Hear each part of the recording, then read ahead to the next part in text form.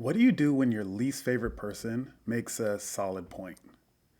Representative Marjorie Taylor Greene just dropped a bold new bill. It's called the No Tax on Home Sales Act, and it would eliminate federal capital gains taxes on primary home sales. That's right. Sell your house, keep every dime of the game. No 250K or 500K exemption limits. No tax bill at year end for folks who did well on the sale of their primary residence. Why now? Because so many long term homeowners are stuck. Their homes have skyrocketed in value, but if they sell, Uncle Sam wants a chunk. This bill aims to remove that penalty and it would probably unlock inventory. Trump's backing it too. He called it a very big positive. And honestly, as much as I hate to admit it, I tend to agree. More people selling equals more homes on the market. This is good for sellers, good for buyers, and good for the housing market. But here's the flip side. Some critics argue that this is just another giveaway to the wealthy that undermines fairness, along with adding more money to the deficit. Either way, if it passes, it's a huge shift for homeowners sitting on big equity. So stay tuned. This could actually change the game.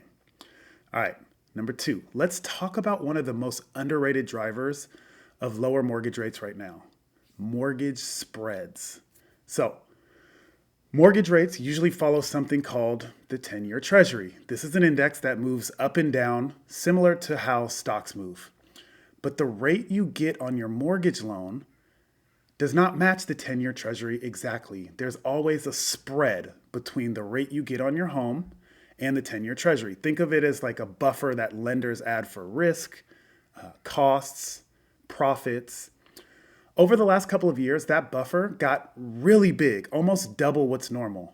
Why? Well, because investors were nervous about inflation, banks failing, and the overall economy.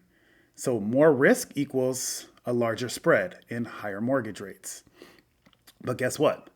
That spread is shrinking, which means we don't need the 10-year yield to crash for rates to improve.